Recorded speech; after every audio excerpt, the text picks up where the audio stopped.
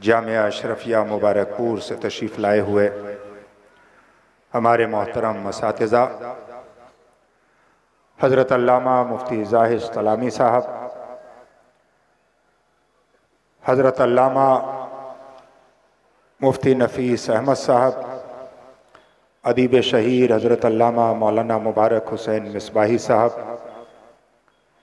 मेरे हमराह दिल्ली से तशरीफ़ लाए फ़ख्र सहाफ़त जनाब डॉक्टर यामीन अंसारी साहब, रेजिडेंट एडिटर इनकलाब उर्दू, स्टेज पर तशरीफ़ फरमा तमाम शोरा, उलमाए किराम, मेरे सामने बैठे हुई माँ और बहनों, मेरे बुज़ुर्गों, नौजवान दोस्तों, अस्सलामु अलैकुम वरहमतुल्लाहि वबरकातुहू। इस इजलास के बानी और सरपरस्त हम सब के मखदूम गिरामी बड़े भाई हज़रत अल्लामा पीर तरीक़त सैयद शुएबुल अलीम बक़ाई साहब ये जानते हैं और बेशतर मेरे अहबाब कि अब तकरीबन शायद पिछले 10 साल से मैं किसी रिवायती जलसे वगैरह की निज़ामत तो नहीं करता, इसलिए कि मैं इस प्रोग्राम में किसी मेहमान की हैसियत से नहीं बल्कि एक घर वाले की और मेज़बान की हैसियत से आता हूँ। इसलिए मुझे जिस खिदमत के लिए हुक्म होता है वो मैं कोशिश करता। हाँ, एक दौर था कि मैं सिर्फ निज़ामत भी किया करता था। आज का उन्वान भी बहुत इम्पोर्टेंट है। मैं बस चंद मिनट इस उन्वान के हवाले से आपकी समाअतों को आने वाले खुतबा के करीब करूँगा। और जो पूरी दुनिया के हालात हैं वो यकीनन इंतहाई नाजुक हैं और ये पूरी दुनिया एक बार फिर जंग के ऐसे दोराहे पर खड़ी है जिसमें मजलूमों के पास दुआओं के सिवा और कुछ नहीं है। इस वक्त जो लोग सोशल मीडिया पर इजहार ख्याल कर रहे हैं उनके लिए इंतहाई ज़रूरी है कि वो किसी भी खबर का फैक्ट चेक करने के बाद उसे जांचे और परखे बिना आगे को फॉरवर्ड ना करें, वरना वो आपकी ज़िंदगी को मुश्किल बना सकता है। जब भी हम बैनुल अक़वामी मसाइल पर अपनी राय देते हैं, मुल्क में हमारा किसी से पॉलिटिकल इख्तिलाफ हो, किसी से वैचारिक इख्तिलाफ हो, लेकिन जब हम बैनुल अक़वामी मसाइल पर राय देते हैं तो उसमें सबसे पहले हमें अपने मुल्क की पॉलिसी को सामने रखना होता है। उसके बाद हम राय देते हैं कि इस सिलसिले में मुल्क की पॉलिसी क्या है। मैं समझता हूं कि समझदार के लिए इशारा काफ़ी है। जो नौजवान सोशल मीडिया पर एक्टिव हैं, जो बहुत ही जज्बात के साथ 27 अक्टूबर को सोशल मीडिया पर खुशियां मना रहे थे, 7 अक्टूबर को, लेकिन 8 अक्टूबर के बाद से लेके उनकी सफ़ों में न सिर्फ सन्नाटा है बल्कि उनके पास आहों और आंसुओं के सिवा और कुछ नहीं है। दुनिया में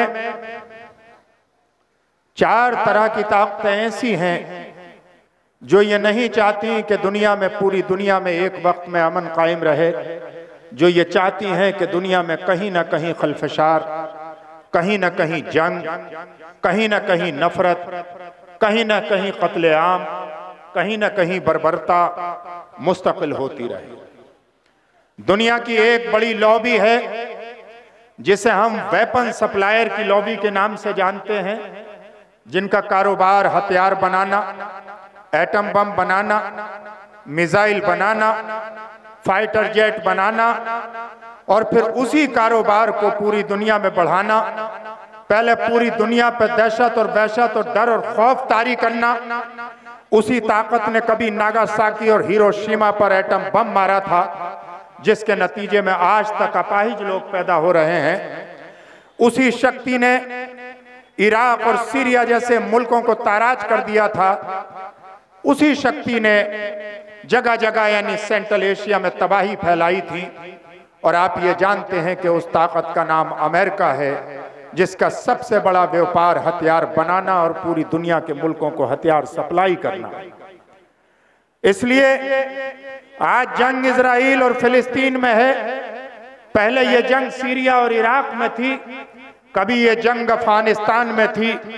इस जंग की लोकेशन भले बदली जाती रहे, लेकिन वो ताकत नहीं चाहती कि अमन कायम हो और जंग हमेशा के लिए खत्म हो जाए, इसलिए कि उन्हें अपने वेपन सप्लाई करना। वो वेपन वाली लॉबी, हमें हिंदुस्तानी होने पर यह फख्र है कि हमने अपनी हिफाजत के लिए भले वेपन बनाए हो, अपनी हिफाजत के लिए भले एटम बम और मिसाइल बनाए हो, लेकिन हम दुनिया में जंग चलवाने के लिए उसे सप्लाई करने का ये हमारे मुल्क की पॉलिसी कभी नहीं रही। हमारा मुल्क हमेशा मजलूमों के साथ खड़ा हुआ है और हमेशा उसने जुल्म के खिलाफ सदा एहतजाज बुलंद की है। दूसरी लॉबी हमारे पड़ोसी देश चाइना की है, जो अपनी पूरी दुनिया में कंज्यूमरशिप की हेजोमनी कायम करना चाहता है, जो सुई से लेकर जहाज तक बनाता है और वो चाहता है कि पूरी दुनिया उसके सामान की बायर हो, उसके सामान को खरीदे। अगर आपके घर में मुसल्ला है तो चाइना का बना हुआ, अगर आपके घर में यासीन शरीफ का टुकड़ा लगा हुआ है तो वो चाइना का बना हुआ, अगर आपके सर पे जाली की टोपी है तो चाइना की बनी हुई। आप हज और उम्रा करने जाते हैं, जो कुछ खरीद कर लाते हैं वो 90% चाइना का बना हुआ होता है। इसलिए चाइना का भी इंटरेस्ट है कि वो लॉबी करने के बाद अपनी मार्केट और अपनी सप्लाई को बढ़ाना चाहता है। ये दूसरी ताकत। एक तीसरी ताकत यूरोप की वो ताकत है जिन तन के गोरे मन के कालों ने 100-200 साल तक पूरी दुनिया को अपनी कॉलोनी में तब्दील कर दिया था ब्रिटिश एम्पायर ने। उनकी एक ही पॉलिसी थी, डिवाइड एंड रूल, यानी लोगों को तकसीम करो और राज करो। और जब हमें अपने कुर्बानियों के नतीजे में वतन की आज़ादी मिली तो वो जालिम जाते जाते भी इस वतन अजीज को तकसीम करा के गए। वो पूरी दुनिया में डिवाइड एंड रूल की पॉलिसी के तहत लोगों को लड़ाना, लोगों को बांटना, समाज के बीच नफरत पैदा करने का काम करते हैं। ये यूरोप की तीसरी ताकत है।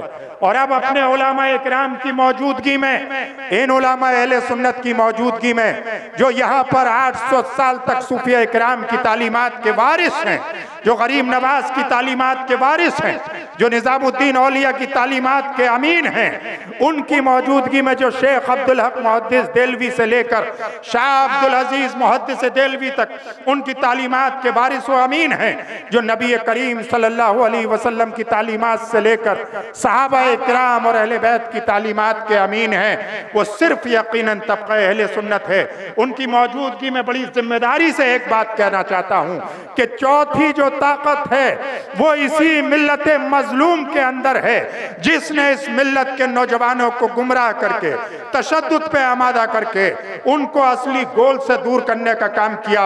और उस ताकत का नाम मुस्लिम ब्रदरहुड है, उस ताकत के राइटर का नाम हसनुल बन्ना है, उसका नाम सैयद कुतुब है, उसका नाम जमात इस्लामी के बानी अबुल आला मौदूदी है, जिन्होंने इस्लाम के नाम पर इस 200 साल में कॉलोनियल सिस्टम के जमाने में उस ताकत का नाम मोहम्मद इब्न अब्दुल वहाब नजदी है। चाहे सल्फियत को शुरू किया हो, चाहे वहाबियत को शुरू किया गया हो, चाहे जमात इस्लामी को शुरू किया गया हो, चाहे इख्वानुल मुस्लिमीन को शुरू किया गया हो, इनका ताल्लुक अल्लाह और रसूल के इस्लाम से नहीं है, बल्कि इन्होंने एक पॉलिटिकल इस्लाम क्रिएट किया, जिसमें एक खुद साख्ता जिहाद का सपना दिखाने के बाद कहीं लोगों को गलत हदीस का हवाला देकर और गलत जगह पर हदीस को प्लेस करके किसी को ग़ज़वा हिंद की खुशखबरी सुनाई और उसे कश्मीर में उसे आग और खून में ढकेल दिया। किसी ने पड़ोसी देश में, किसी ने 1971 में पाकिस्तान की आर्मी के साथ मिलकर जो अपने देश की आज़ादी के लिए लड़ रहे थे, उन्हें सिर्फ इस बुनियाद पर कत्ल कर दिया जमात इस्लामी के लोगों ने कि वो बंगाल के मुसलमान और हिंदू बंगाली जबान में गुफ्तगू करते थे, उर्दू जबान नहीं जानते।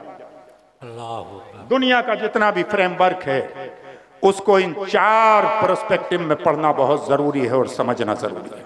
और ये देखना कि सोशल मीडिया पर अगर कोई उकसाने का काम कर रहा, अगर कोई भड़काने का काम कर रहा, देखिए कहीं मौदूदी साहब की तहरीकों तहरीरों का आशिक तो नहीं है, देखिए कहीं अल जिहाद फिल इस्लाम पढ़ने वाला तो नहीं है, देखिए कहीं मुजाहिद की अजान पढ़ने वाला तो नहीं है, देखिए कहीं हसन उल बन्ना और कुतुब की किताबें पढ़ने वाला तो नहीं है।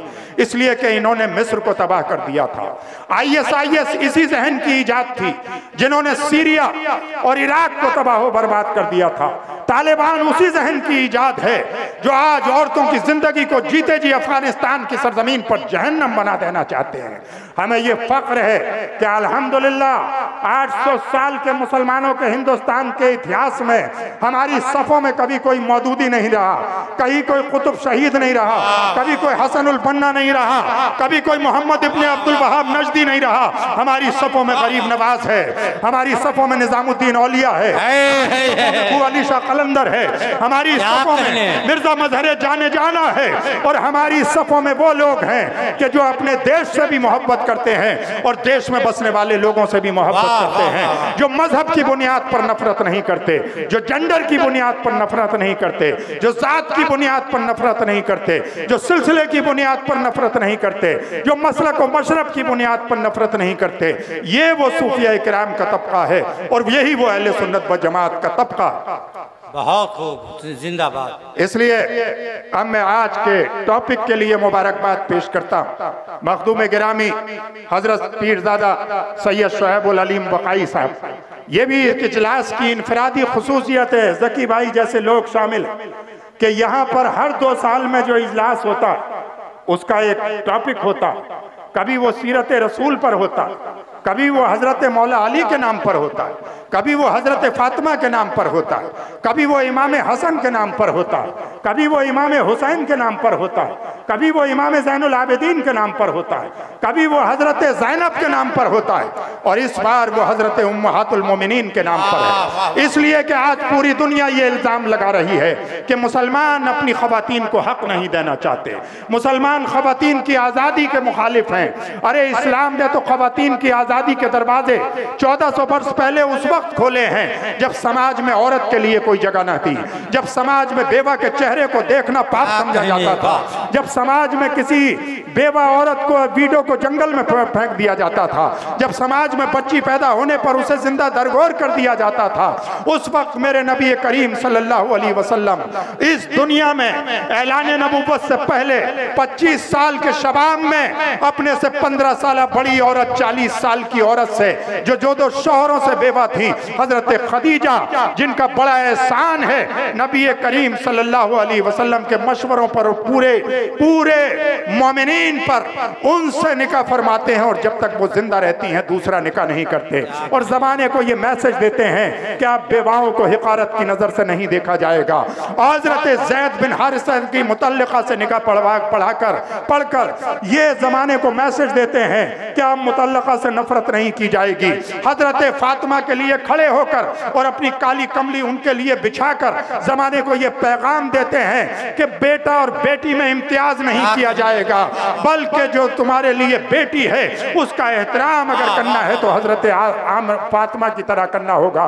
एक से ज्यादा शादियां करने के बाद अपनी तमाम बेगमात के साथ इंसाफ करके जमाने को ये पैगाम देते हैं कि अगर एक से ज्यादा निकाह करने का हौसला रखते हो, अल्लाह ने तुम्हें नवाजा है, तो सिर्फ अपनी अय्याशी अपने जिस्म की तकमील के लिए नहीं बल्कि किसी बेवा का सहारा बनने के लिए, किसी डिवोर्सी का सहारा बनने के लिए, किसी मजलूम और गरीब का हाथ पकड़ने के लिए, उसके बच्चों की तरबियत के लिए उसका हाथ पकड़ो। बहुत ये पैगाम देते हैं नबी करीम सल्लल्लाहु अलैहि वसल्लम। इसलिए ये जो हाफ वर्ल्ड है, जो लोग अपनी बीवियों के साथ इंसाफ नहीं करते, जो लोग सोशल मीडिया पर दुनिया भर की औरतों के साथ तरह तरह के फ्लर्ट करते हुए नजर आते हैं, जो नौजवान अपने घर में जाके अपने माँ बाप के साथ बैठ के उनसे अच्छी तरह बात नहीं करते, जो अपने बहन भाइयों को अपना अच्छा दोस्त नहीं बनाते, जो अपनी बच्चियों से शफकत नहीं करते, जो अपने बच्चों के और अपने परिवार में टाइम स्पेंड नहीं करते, करते, यकीन मानिए कि वो इस्लाम के सही रास्ते पर नहीं। आज इस सोशल मीडिया ये आपके लिए फायदेमंद भी है कि आप यहाँ बैठकर मिनटों में पूरी दुनिया की खबर एक्सेस कर लेते हैं, लेकिन नुकसानदेह भी है कि दो लोग एक साथ सफर में बैठे हैं, घर में एक साथ बैठे हैं, हर इंसान अपने अपने टेलीफोन में खोया हुआ है। खुदा के लिए अपने छोटे बच्चों को इस टेलीफोन से दूर लाओ। ये आपकी साइकोलॉजी को, आपके बच्चों को मेंटली डिजास्टर करने के लिए जा रहा है। आपके बच्चों को के अंदर इतना इरिटेशन जो मेंटल आज पैदा हो रहा है वो इसी टेलीफोन के बेजा इस्तेमाल की बुनियाद पर हो रहा है। इसलिए अपने बच्चों को किताबें पढ़ने का आदी बनाओ, इसलिए कि किताब में पढ़ा हुआ इल्म आपके जहन में महफूज रहता है। गूगल के जरिए एक्सेस किया हुआ इल्म आपके दिमाग में महफूज नहीं रहता। अपने जब घरों में बैठो तो अपने घरों में बैठने के बाद जो वक्त आप टेलीफोन पर देते हो वो वक्त अपने माँ बाप के साथ गुफ्तगू में दिया करो, अपने बहन भाइयों के साथ गुफ्तगू में दिया करो, अपने बच्चों के साथ गुफ्तगू में दिया करो। और जो अच्छी और खूबसूरत गुफ्तगू आप सोशल मीडिया के हवाले से दुनिया भर की लड़कियों और औरतों से करना चाहते हो वो गुफ्तगू अपनी बीवी से किया करो, वो गुफ्तगूएं अपने घर की औरतों से किया करो, वो एहतराम अपने माँ बाप का किया करो। इसलिए वरना इस जलसे में आना आपको फायदा नहीं पहुंचाएगा जब तक आपका किरदार नहीं बदलेगा।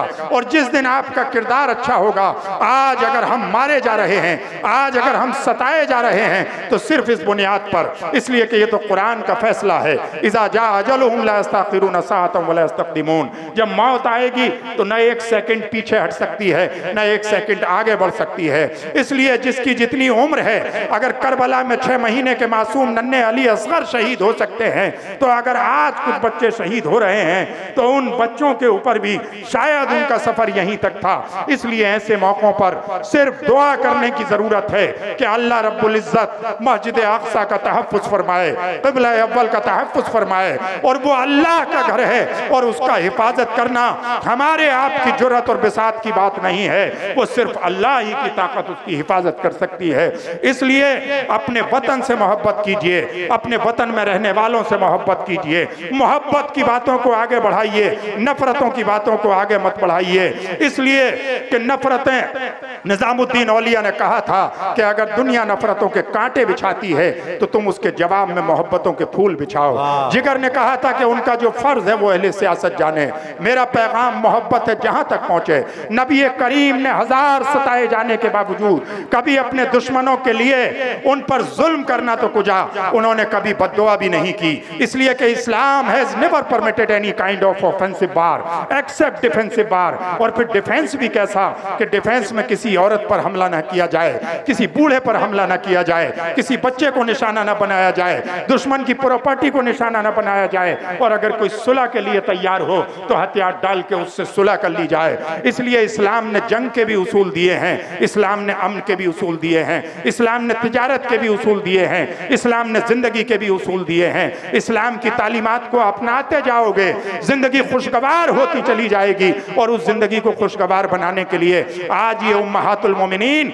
हमारी माँ और बहनों को ये मैसेज देने के लिए कि नबी की जिंदगी जो हम तक पहुंची है उसमें आधी से ज्यादा जिंदगी तो वो है जिसको सहाबाए किराम नोट कर रहे थे, जो हदीस की सूरत में या जो कुरान की वही की सूरत में हम तक पहुंची है। लेकिन नबी की इंटरनल जिंदगी, घरेलू जिंदगी कैसी थी, वो जिंदगी वो है। आपकी शब्बेदारियां कैसी थी जो हमें हजरत खदीजा ने बताया है, जो हमें हजरत आयशा ने बताया है, जो हमें हजरत उम्मे सलमा ने बताया है, जो हमें हुजूर की उम्महातुल मोमिनीन ने बताया है, हुजूर की बेटी ने बताया है। और यजीद के दरबार में अपने नाना के तर्ज पर खुतबा देकर हजरत ज़ैनब ने बताया है। न नबी के हज्जतुल वदा के खुतबे का जवाब है और न यजीद के दरबार में हजरत ज़ैनब के खुतबे का जवाब है। इसलिए हमें उम्महातुल मोमिनीन की जिंदगी को अपनाना चाहिए। इस्लाम हमारी माओ बहनों को तिजारत करने से नहीं रोकता, तालीम हासिल करने से नहीं रोकता, कोई डिफरेंशिएट नहीं करता। अगर कोई आपसे ये कहता है कि लड़की को तालीम कम सिखाई जाए लड़के को ज्यादा, वो गलत है। उसे दीन की दोबारा स्टडी करनी चाहिए। हमने मजहब को दीन समझ रखा है, कुरान ने कोई डिफरेंशिएशन नहीं किया। आपके हुकूक के साथ आप आगे बढ़ सकती हैं, आप अपने शियार अपने वकार के साथ आगे बढ़ सकती हैं। जिस तरह उम्महातुल मोमिनीन आगे बढ़ी थी, जिस तरह नबी की बेटियां आगे बढ़ी थी, जिस तरह सहाबियात आगे बढ़ी बढ़ी थी, जिस तरह अहले बैत की शहजादियां आगे बढ़ी थी, जिस तरह राबिया बसरी ने एक तारीख रकम की थी तसव्वुफ की दुनिया में। इसलिए आप इस्लाम की रोशनी में अपने आप को पहचानो और भारत के कॉन्स्टिट्यूशन की रोशनी में अपने हुकूक को पहचानो। ये दोनों चीजें जब आपके पास होंगी तो आप अच्छे मुसलमान भी बनोगे और अच्छे भारतीय भी बनोगे, अपने हुकूक की भी हिफाजत करोगे और दूसरे मजलूम लोगों की भी सहायता करने के काम आओगे। इसके बाद मैं अपने कद के हिसाब से कोई भी लंबी तकरीर नहीं करूंगा, क्योंकि सिंपली आने वाले मेहमान का इंट्रोडक्शन करा के और उनको आपके बीच पेश करता जाऊंगा। इसलिए मैं यहीं पर, यह तमहीदी गुफ्तगू थी क्योंकि मन बहुत ज्यादा दुखी है। एक दो जख्म नहीं जिसमें सारा बदन है छल्ली, दर्द बेचारा परेशान है कहां से उठे। इसमें आपको अपने अमल की स्पीड बढ़ाना है, अपने अमल से रिश्ता जोड़ना है और अपनी दुआओं में, इसलिए कि सिर्फ दुआएं ही मजलूमों के काम आ सकती हैं। ये सोशल मीडिया पे मैसेज फॉरवर्ड करना, ये सोशल मीडिया पे गुस्सा दिखाना, ये सोशल मीडिया पे खाली जज्बात दिखाना आपके लिए मुश्किल तो पैदा कर सकते हैं। किसी मुश्किल वाले को बाहर निकालने के लिए कोई अमली काम नहीं कर सकते। इसलिए अल्लाह की बारगाह में गिड़गिड़ाइए, ये वक्त इम्तहान है। अल्लाह की बारगाह में दुआ कीजिए अपने लिए भी और अपने मुल्क के लिए भी और तमाम समाज के और इंसानियत के लिए कि अल्लाह रब्बुल इज्जत इस पूरी इंसानियत को हिफाजत फरमाए और पूरी दुनिया में अमन और शांति कायम फरमाए। और पूरी दुनिया में और जो हमारी माएँ और बहनें हैं, अल्लाह रब्बुल इज्जत उनको आगे उनका जो सफ़र है वो इंतहाई बुलंद हो। अपनी बीवियों के साथ इंसाफ करिए, अपनी बेटियों से मोहब्बत करिए और जिन चीज़ों से मजहब ने रोका है उनसे रुकिए और जिनकी तबलीग दी है उनके साथ आगे बढ़िए। तो इंशाअल्लाहुल अज़ीज़ आपका मुस्तक़बिल यकीनन बहुत रोशन होगा।